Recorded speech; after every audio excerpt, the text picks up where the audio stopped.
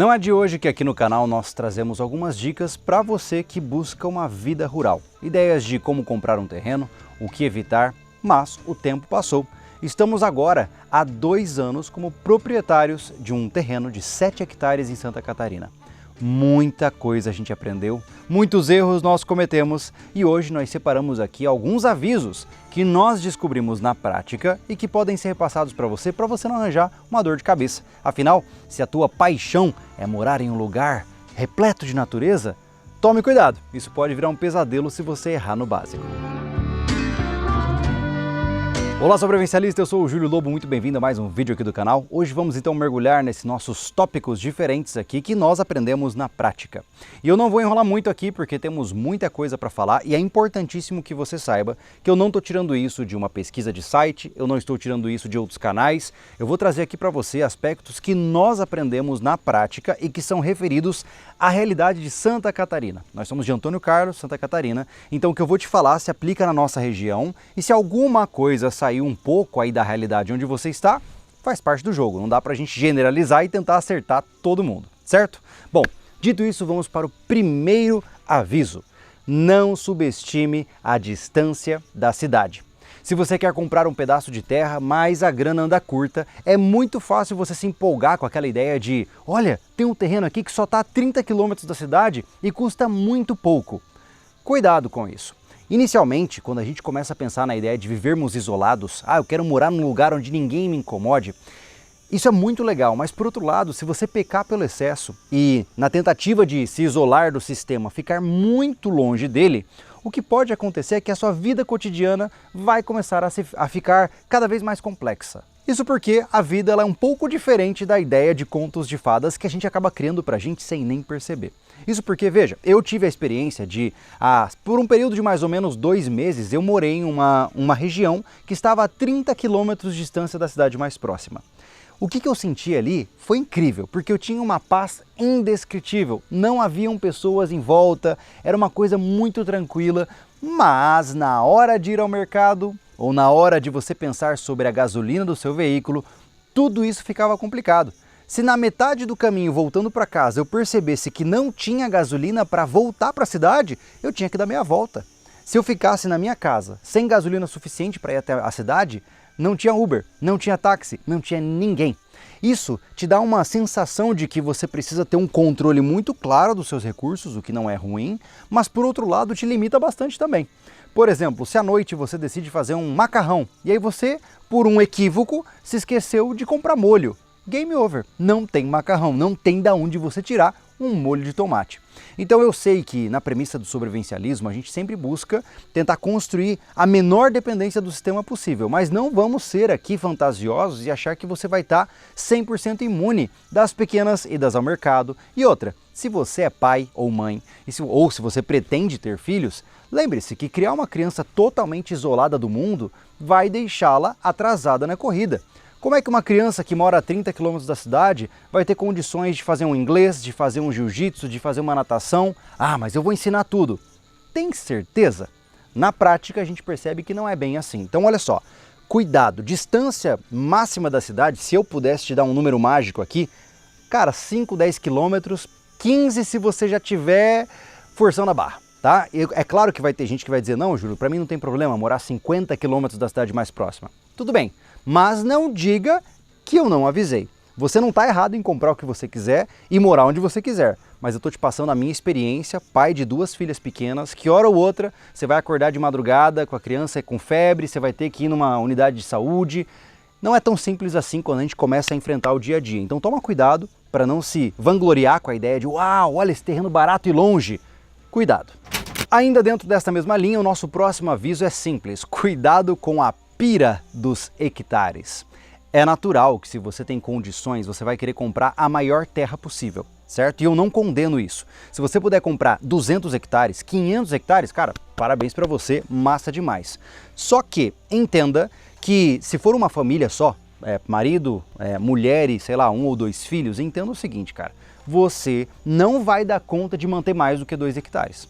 A não ser que você fique tempo integral cuidando da sua propriedade, entenda que você vai ter mais mato do que terra utilizável no seu terreno. O que isso significa? Muitas vezes eu vejo algumas pessoas falando, não, mas eu quero comprar 15 hectares porque eu faço 5 disso, e eu boto isso, eu boto aquilo. Cuidado. Primeiro, entenda que 15 hectares é muito maior do que você pensa, tá? A gente muitas vezes subestima. Aqui eu tenho 71 mil metros quadrados, tá? É muita coisa. Tem pontos do terreno que a gente não parou para conhecer ainda, e são só 7 hectares. Então entenda que você pode comprar uma grande propriedade, só toma cuidado para não criar a fantasia de que você vai usar grande parte dela. Se você tem condições, compre 200 hectares e no meio deles, coloca ali 2 hectares limpinhos onde você vai viver a sua vida, criando essa barreira natural em volta. E eu vou além, né, cara? Poxa, existem vários teóricos mostrando que você consegue atingir uma relativa autossuficiência alimentar com 1000 metros quadrados. 2 hectares supostamente é o suficiente para você manter uma família praticamente em todas as áreas alimentares possíveis. Então, fique tranquilo, é possível fazer muito com pouco espaço, tá? Não compre um terreno achando que você vai, nossa, ampliar e fazer metros e metros e metros de produção. Vai com calma. Sim, compre uma grande extensão territorial se você tem condições de, mas não se perca no processo de querer trabalhar no terreno inteiro, porque você pode acabar gastando muito dinheiro e não vai ser você que vai aguentar essa manutenção. Número 3. Agora vamos falar de um ponto que também entra aí quase que em um paradoxo com o sobrevivencialismo, né? A gente aqui muitas vezes fala para você que o objetivo é não depender de ninguém e ter seus recursos próprios, certo? Só que, na prática, existem algumas coisas que não compensa você ter. Quer um exemplo? A gente fez aqui o nosso local de monocultura, né? Onde a gente está plantando o nosso milho, a nossa mandioca, agora plantamos batata doce e ali tem vários canteiros. Inicialmente você deve pensar, pô cara, vocês têm que comprar uma tobata ou vocês têm que comprar um tratorito para poder fazer esse cultivo, porque aí vocês não vão depender de ninguém. Mas financeiramente você acha que realmente compensa? Hoje, uma tobata não sai por menos de 30 mil reais. O quanto de comida eu vou ter que produzir nesse lugar para pagar essa tobata? E além disso, mesmo que seja um tratorito de 5 mil reais, ainda assim é muito dinheiro comparado ao objetivo de terceirizar isso.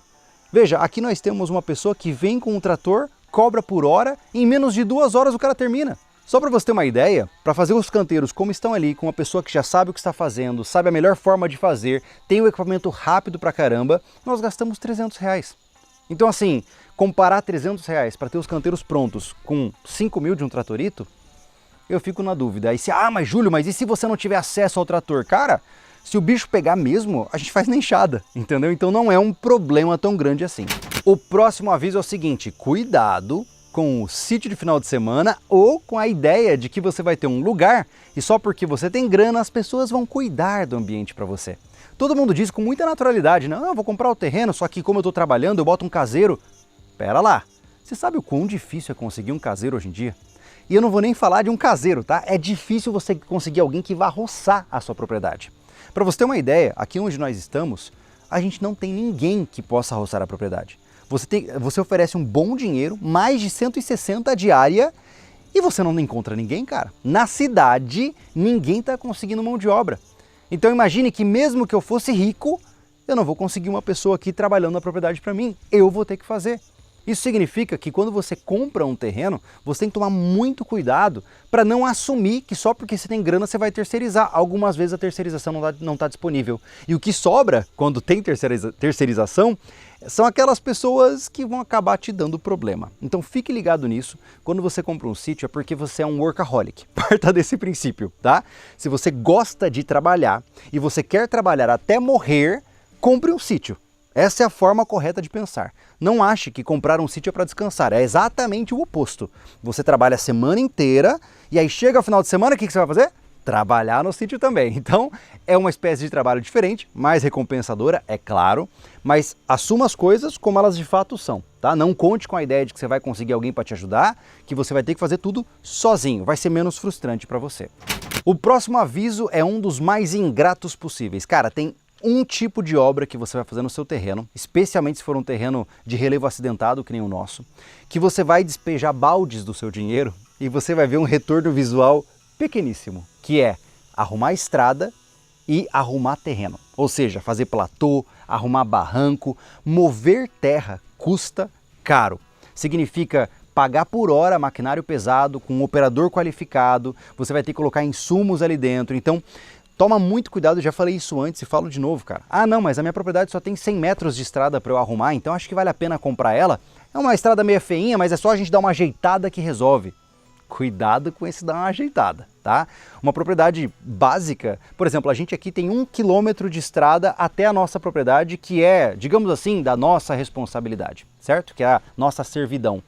A gente está estimando que por ano a gente vai gastar entre 6 e 8 mil reais para manter essa estrada viável. Olha só, então preste atenção no que eu estou te dizendo.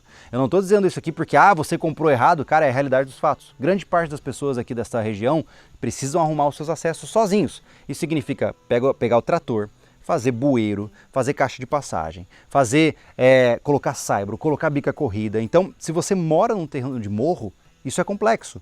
Então quer dizer que se eu comprar um terreno no plano vai dar bom? Talvez sim, talvez não, talvez você tenha que fazer sistemas de escoamento para enchentes também. Então tem muita coisa envolvida. Se você puder evitar trabalho de máquinas, se você olhar para uma propriedade e falar assim, cara, ela custa um pouco mais caro, mas ela está mais pronta do ponto de vista de terreno, talvez seja uma boa ideia você comprá-la, tá? Uma propriedade já mais organizada, com os platôs organizados, com as estradas já escavadas, geralmente vai sair mais barata do que você fazer isso do zero. Próximo aviso, no campo, nada é esquecido, ele simplesmente vai aumentando de tamanho até tomar conta de você. O que isso significa? Todo e qualquer trabalho que você tem que fazer no terreno e você não tem disponibilidade de tempo ou dinheiro para fazer, vai ganhar em tamanho até se tornar um bicho-papão. Por exemplo, você tem que arrumar sua estrada, ela tá ruinzinha, mas ainda aguenta. Mas você prefere esperar, ou por falta de grana, enfim, seja o que for. Quanto mais tempo você esperar para arrumar aquela estrada, mais dinheiro você vai gastar para deixá-la no estado ideal. Se você, por exemplo, tem um ambiente que você, eu quero transformar isso aqui num pasto. Aí você foi lá e pagou um caro, o cara roçou, deixou o lugar perfeitinho para você. Só que aí você se perdeu no calendário. E de repente, o mato começou a crescer de novo. Meu amigo, em um ano, volta a ser mato de novo. O trabalho dentro do campo, ele é acumulativo. O que você não fez hoje, não vai deixar de existir amanhã. Vai continuar ali, e aí se você começa a olhar para o seu terreno e ver muitas pendências, e você não está dando conta de nenhuma, a sensação que você tem é que você está fracassando na tua empreitada. Então tome cuidado com isso e saiba, se você não é um cara que tem uma premissa executora de comprei esse ambiente aqui, beleza, eu tenho que fazer isso, tenho que fazer aquilo, eu vou fazer isso tal dia, você pode acabar sendo afogado pelas pendências. E aí, como eu disse, né, aquele sonho de morar no campo acaba quando você vê que a grama cresce mais rápido do que a foto que você tira no Instagram. Próximo aviso, a pressa gera arrependimento. Isso é um ponto que a gente aprendeu, ainda bem, cara, que a gente teve os nossos momentos aqui onde a gente ficou pensando em projetos e tal, mas a gente foi retrocedendo algumas ideias. Por quê? Olha só, quando você compra um terreno, você não o conhece, certo? Você ainda não sabe como é a passagem do ano naquele lugar. E quando eu digo isso, eu estou me referindo a vários aspectos, como por exemplo, por onde as águas escorrem quando chove muito.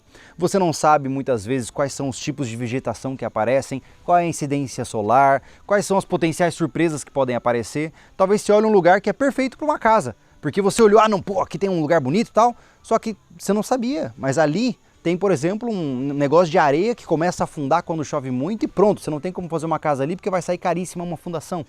Então uma coisa extremamente importante eu sei que quando você comprar a tua terra, você vai ficar assim, pilhadaço para fazer tudo ao mesmo tempo, tá?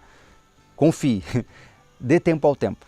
Pega o teu terreno, limpa lá as áreas que você quer usar, coloca a sua cerca, vai planejando, vai olhando e vai vendo como o terreno se comporta por pelo menos alguns meses antes de colocar o primeiro tijolo. Se você puder fazer isso, cara, vai ser uma coisa maravilhosa que você vai fazer, porque as chances são de você fazer um negócio aqui, aí passam 1, 2 anos e você, putz, podia ter feito aqui, cara. Só que aí já era, né? É dinheiro que você já colocou, investimento de tempo. Então lembre-se, tudo que você for fazer apressado num terreno que demora décadas para se consolidar, provavelmente vai te levar ao erro.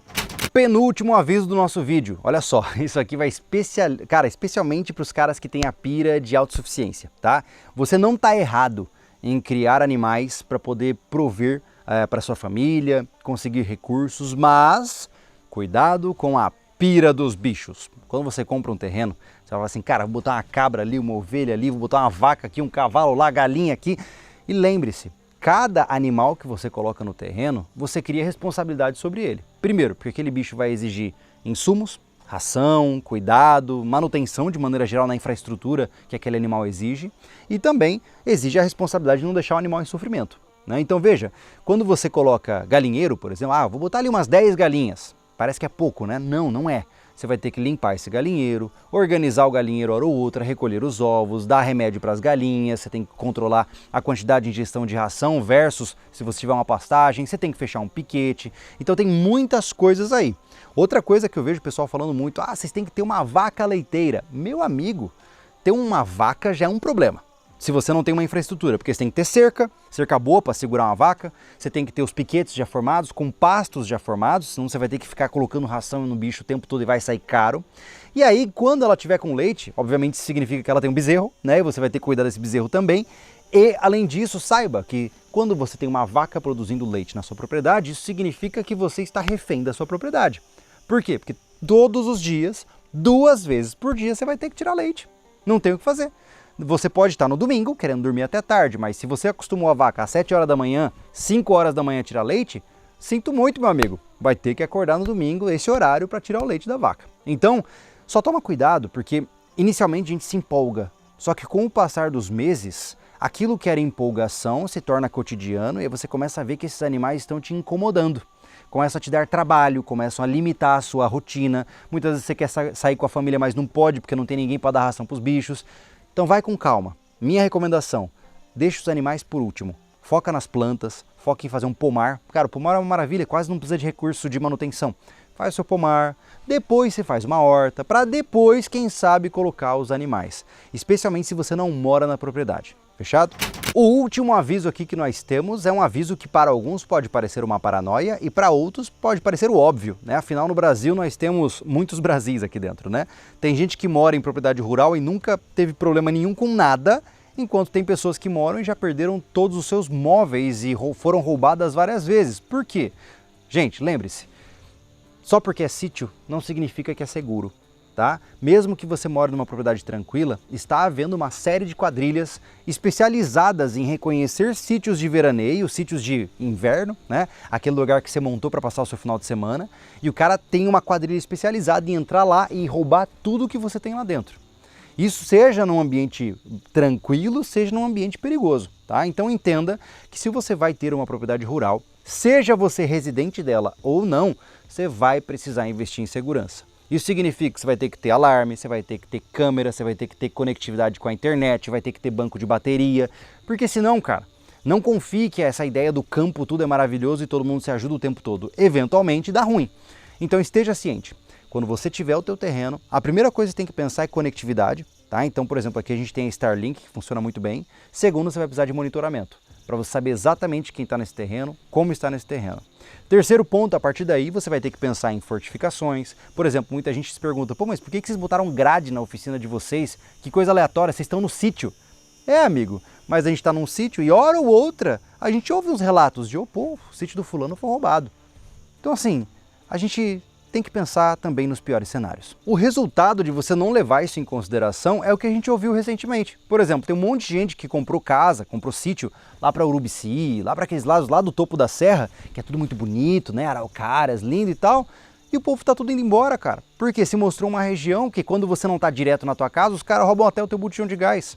Arrebenta a porta, que geralmente é uma casinha de madeira, leva tudo que está lá dentro. E assim, como eu disse, é um teu sonho, a sua paixão de morar na Serra Catarinense, que vira um pesadelo.